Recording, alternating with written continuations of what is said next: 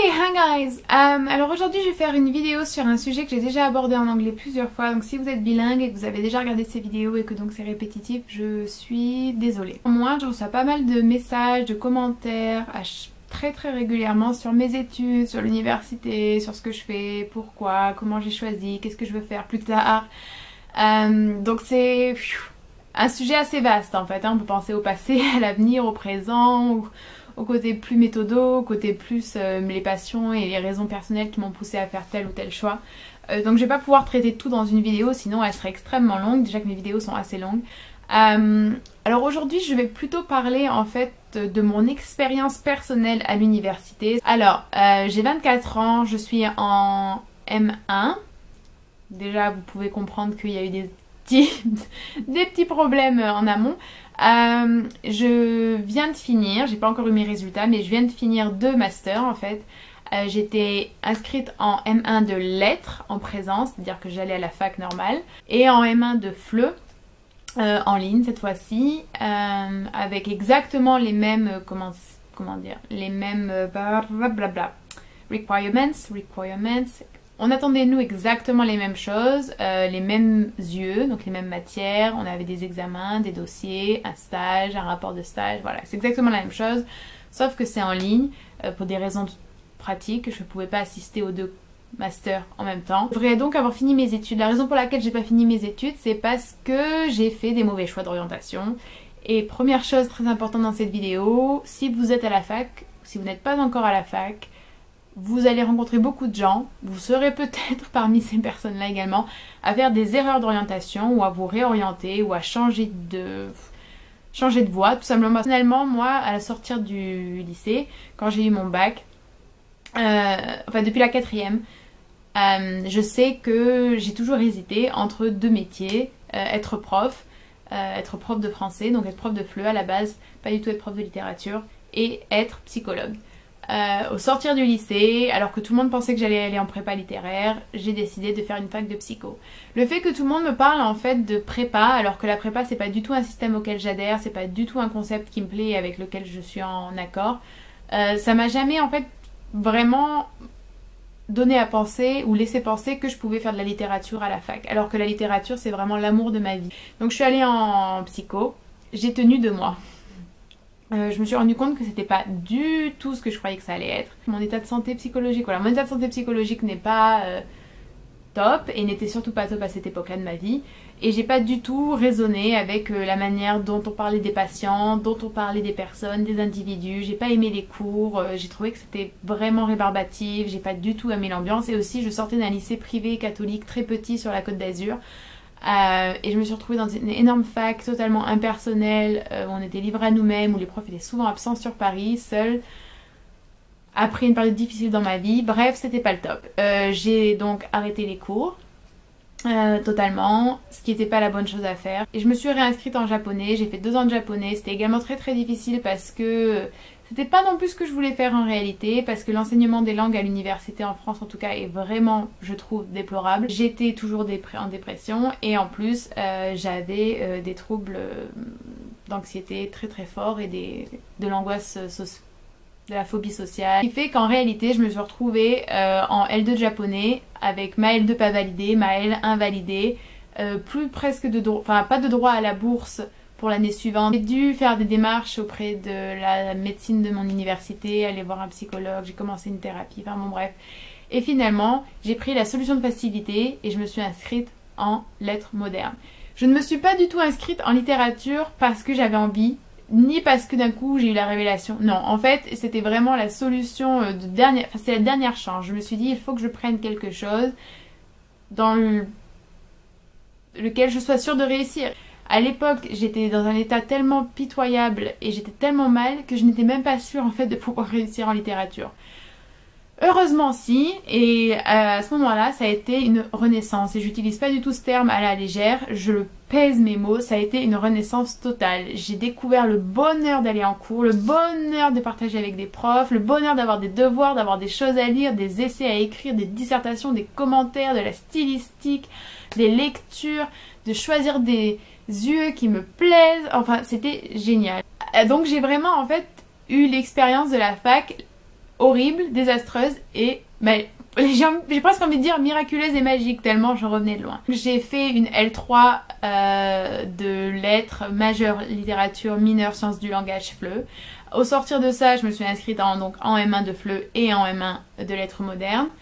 Et je n'ai jamais été aussi heureuse et épanouie qu'en littérature et qu'en FLE. En FLE pour le côté très pratique parce que j'adore enseigner, j'adore avoir ce contact, j'aime beaucoup les langues, donc c'est quelque chose qui me plaît énormément. Et c'est quelque chose qui peut être beaucoup plus lié à de l'humanitaire et à un engagement un peu plus militant. En littérature, je me sens totalement épanouie parce que j'adore la littérature, que pour moi c'est vraiment... J'adore la littérature. Enfin vraiment, je ne pourrais pas décrire à quel point j'aime la littérature. Et aussi parce que c'est quelque chose qui peut totalement être relié à des problématiques qui me tenaient très très à cœur, comme le véganisme, comme le féminisme, comme les droits la question LGBT, comme les inégalités sociales, la question des classes, le racisme, enfin bref, tout. C'est surtout dans cette espèce d'approche intersectionnelle et assez politique peut-être que j'envisage la littérature, en tout cas dans mes études. Je suis arrivée à la fac, j'ai détesté la fac, qu'on se le dise, j'ai trouvé ça immonde. Les profs te connaissent pas, les autres élèves te connaissent pas, j'ai trouvé qu'il était extrêmement difficile de se faire des amis, pour être honnête. Bon après je suis très introvertie, même si ça se voit peut-être pas forcément quand je parle comme ça, et je suis quelqu'un qui peut paraître peut-être froide, je sais pas, j'ai pas du tout lié de contact et puis je fume pas, je bois pas, je sors pas, donc c'est pas les meilleurs moyens malheureusement dans notre société de rencontrer des gens. Et s'il y avait une chose que j'aurais aimé faire différemment, c'est que très souvent il y avait des gens que je voyais à plusieurs cours ou que je recroisais, qui avaient l'air sympas ou qui étaient par exemple en train de lire des livres que j'avais lus ou à partir desquels on aurait pu commencer des conversations. J'ai jamais osé le faire. Ça c'est quelque chose que je vous encourage à faire si vous êtes à la fac maintenant et que vous avez l'impression de ne pas avoir d'amis, ou si vous allez aller à la fac. Il faut vraiment créer les discussions, il faut être proactif, sinon il n'y a vraiment rien qui se passe. Quelque chose que j'ai très très vite compris aussi, c'est qu'à la fac il faut vraiment faire il faut être proactif à la fac dans tous les domaines en réalité. Je sais qu'au lycée, personnellement j'étais pouponnée. J'étais dans un lycée très très petit, il y avait une seule classe de L, il y avait une classe de ES et 2 classes de S. Même dans un grand lycée, la fac ça reste quand même très très différent. La fac c'est vraiment impersonnel, on est tout de suite très très autonomisé, ce qui est pas mal du tout au final, hein, c'est très important.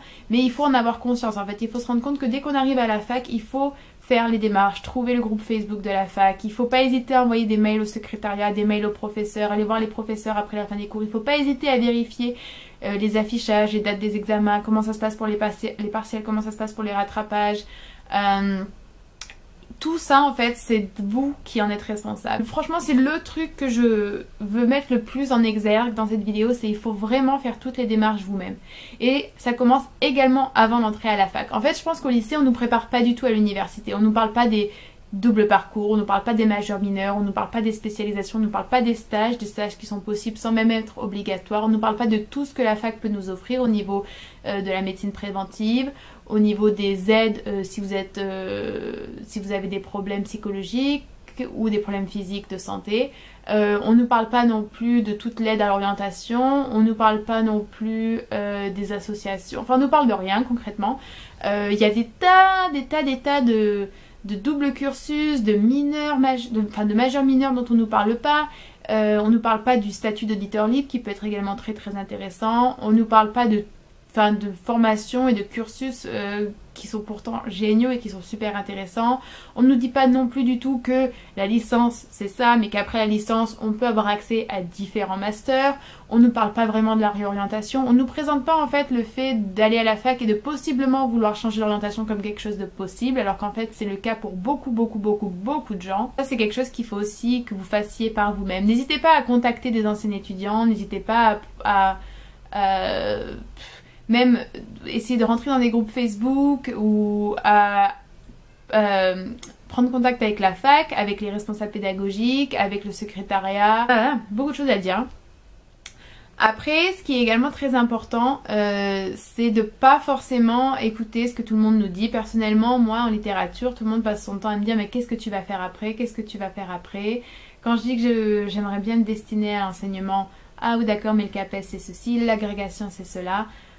Certes, mais qui ne tente rien n'a rien, j'ai envie de dire. Et ce que j'ai réellement appris en étant à l'université, c'est que on peut prévoir, et c'est bien de prévoir, c'est bien de réfléchir en avance, mais c'est aussi bien d'être flexible, parce qu'en fait à l'université on rencontre beaucoup de gens, on a des séminaires, des cours, on a des interventions qui peuvent nous influencer, qui peuvent soudainement nous ouvrir d'autres portes.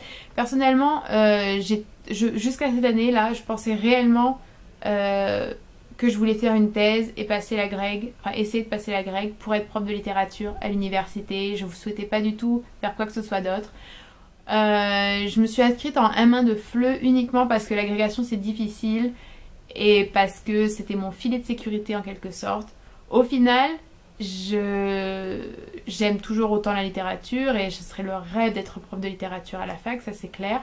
Mais mon stage en FLE m'a totalement transformée, impressionnée. C'est une expérience incroyable que j'ai eue. J'aimerais beaucoup plus maintenant, à l'heure actuelle, travailler dans le FLE qu'en littérature. Et je suis plus aussi sûre de moi en ce qui concerne la thèse et l'agrégation. Et au niveau du public également, vu que je travaillais avec des ados plutôt 16-18, je me suis rendu compte que c'est un public que j'adore, avec lequel je m'entends extrêmement bien, peut-être même un peu trop bien. Et donc je suis plus du tout opposée à l'idée d'enseigner au lycée par exemple. Il faut également pas sous-estimer du tout l'importance de vos loisirs, de vos hobbies, de vos passe-temps, de ce qui fait que vous êtes vous et de ce qui fait que vous êtes unique en fait. Parce que même au niveau du mémoire, c'est quelque chose d'assez personnel. Vous pouvez avoir des expériences personnelles très très enrichissantes et par la suite c'est quelque chose que vous pouvez faire valoir au niveau professionnel. Donc voilà, en fait, si je devais résumer plus ou moins mon expérience à la fac, c'est que c'est quelque chose de très différent du lycée, c'est quelque chose de très différent du collège. Il faut être préparé à ça, c'est pas toujours facile, loin de là. Il faut être organisé, méthodique, il faut surtout être autonome, indépendant et responsable. À partir du moment où vous aimez ce que vous faites, en fait, vous allez avoir envie de faire bien et ça va être quelque chose que vous prenez à cœur. Et là, ça va être beaucoup plus simple. Il faut faire ce qu'on aime, ce en quoi on croit, et il faut y apporter sa touche personnelle, il faut être honnête. Honnêtement, toutes mes lettres de motivation, toutes mes demandes de quoi que ce soit, qui ont toujours été acceptées positivement et favorablement, on m'a toujours dit que ce qui avait vraiment fait la différence ou ce qui avait fait que les personnes avaient apprécié, ou même pour mon mémoire, ma directrice de mémoire m'a dit que ce qui faisait que c'était vraiment un bon mémoire, c'est l'honnêteté et en fait le côté... le fait qu'on sentait que j'écrivais ça parce que j'y croyais, parce que ça me passionnait. Pareil pour mon stage, la différence c'est que dans ma lettre de motivation j'étais totalement honnête et j'ai réellement parlé de pourquoi je voulais ce stage avec des migrants, des mineurs isolés. Pourquoi? Et la passion et l'honnêteté et le souci de bien vouloir faire, c'est quelque chose qui va vraiment, je pense, faire toute la différence à la fac. Et après au travail également. Voilà. Sans que pour autant ça soit l'accès à tout et que ça rende tout facile. C'est pas tout ça que je veux dire, mais c'est important. Voilà. Si vous avez... C'était long, ça va être insupportable à éditer. Vous avez des choses plus spécifiques dont vous aimeriez que je parle, n'hésitez pas à me le dire. C'était une vidéo un peu fourre-tout. J'espère que ça a été intéressant, que ça vous a peut-être rassuré. Et je vous reverrai peut-être bientôt.